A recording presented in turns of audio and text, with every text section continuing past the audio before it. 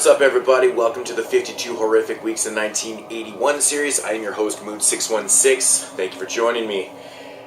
So like I did with all the other weeks, put the remaining films into the randomizer, press random, and yes, another slasher. My Bloody Valentine. Seen this movie millions of times.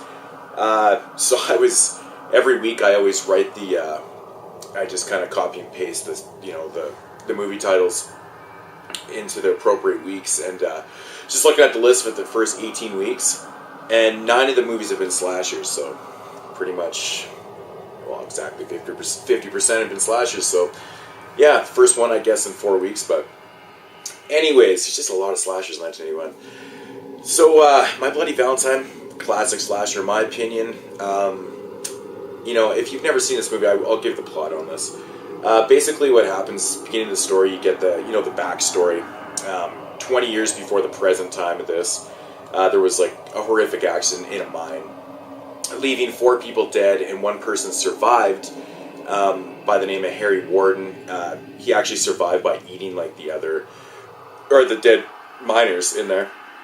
Anyways, they rescue him, they throw him into a mental institution, and he escapes. And a year later, on Valentine's Day, he comes back and he kills a couple of the supervisors that were, responsible for, the deaths and stuff.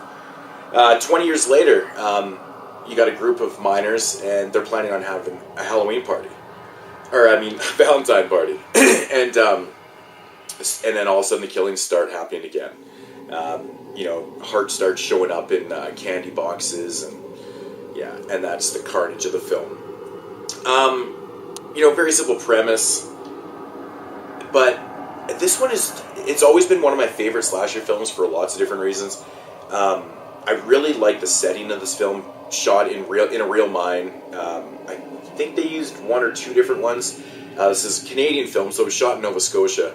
But the mines that they used were brilliant. They went through shit trying to film this movie too, They were 2,700 feet down below or something like that, and they really had to watch, the amounts of, light bulbs and stuff they were using because the methane levels down there, so they didn't have any explosions, and the way this movie turned out, it's lit so perfect. The lighting works very well in this film.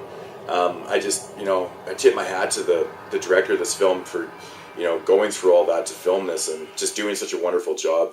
I think it's well acted. It's got a lot of really likable characters in the film, it adds, so much to the film, because, you kind of feel shitty when a couple of the characters actually get killed in this. You're just like, that sucks, but I don't know, man. It's just always been one of my favorite slashers. This is the uncut version of the film, so it has all the deleted, death scenes in it.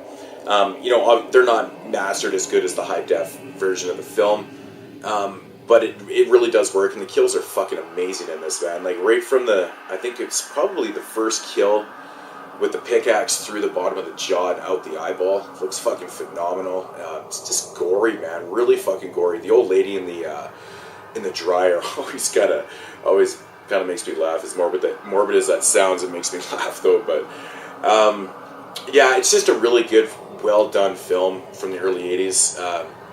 I'm actually a fan of the remake too, I gotta say. I really enjoyed the remake, but it doesn't compare to this, in my opinion. Another thing about this film I really enjoy, I really love the ending to this film. I absolutely love it. The first time I watched this movie, I was like, I didn't see that coming. And I love that when you watch a movie, most slasher films are pretty simple in plot and stuff like that. But, this one works out in the end to be something a little different, and I really highly, tip my hat off to that. I really enjoyed it, and I love the very end sequence in the film. It's fucking awesome. But yeah, there's... What else can I say about My Bloody Valentine? It's just fantastic. And if you've never seen this movie, I don't know, run out and see this movie. I've been told that this Blu-ray is actually out of print now. I'm not really too sure why it's out of print. It came out in 2009, but I don't know, things come and go in and out of print, but apparently it is, so if you can find a copy, pick it up, because it looks really fantastic on Blu-ray, I gotta say.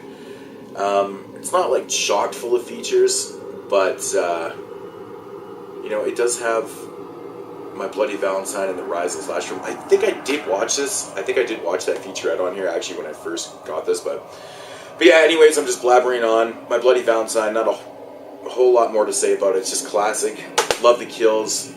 I love the film. I love everything about it. It's just great. It's one of the best Canadian horror films, in my opinion, along with April Fool's Day. I think April Fool's Day is another great Canadian film. I believe that one was shot, I might be mistaken, but I think it was shot in my home province of BC, actually, I think on the island, so. But anyways, that is week 18. I'll be back next week. Of course, I do not know what the film is going to be, and that's what makes this series so exciting, right, folks? Anyways, thank you for watching. Subscribe and leave comments, opinions, thumbs up, thumbs down, whatever you do. I don't take offense. Peace out, homies.